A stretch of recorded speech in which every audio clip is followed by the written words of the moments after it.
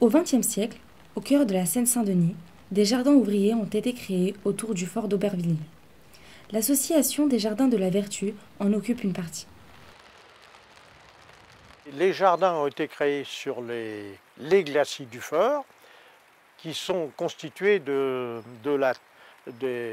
éléments qu'on a extraits pour créer les fossés du Fort.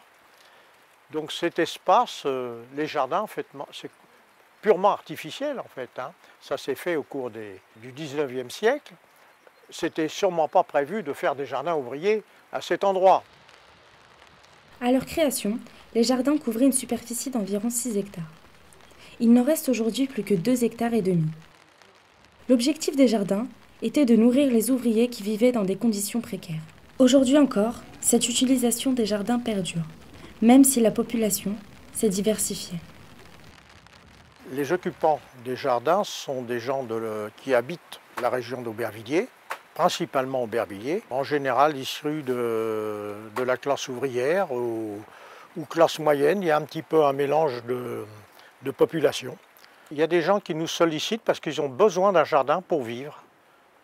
C'était quelque chose qui n'existait pas il y a une dizaine d'années encore. Oui, sûrement qu'il y a un aspect économique qui n'est pas majoritaire dans le jardin, parce que beaucoup de jardiniers viennent aussi pour avoir un loisir.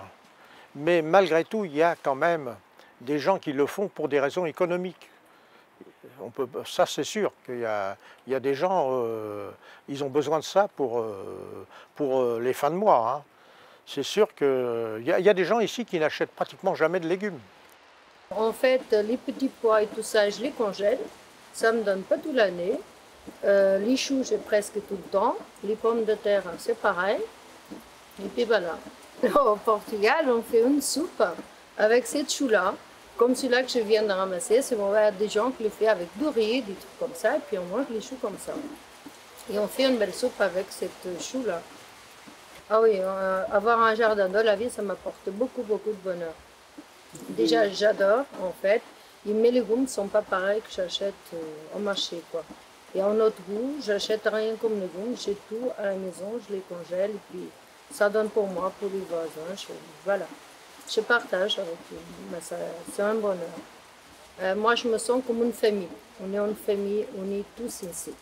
C'est très, très bien. Au moins 2-3 fois dans l'année, il y a une fête dans le bureau. Il y a beaucoup de monde qui sont réunis, on fait de la fête, on mange tous ensemble, c'est vraiment très bien.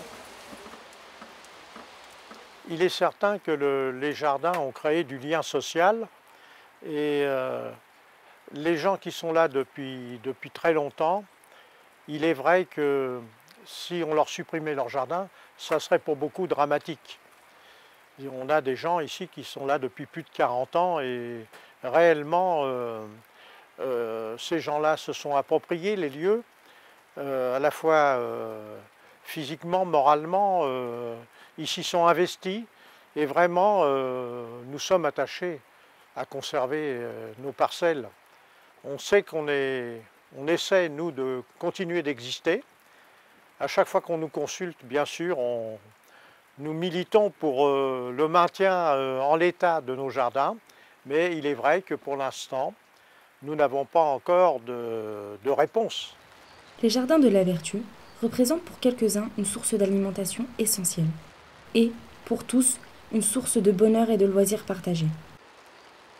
Mais ces jardins sont menacés. Leur existence est-elle durable ?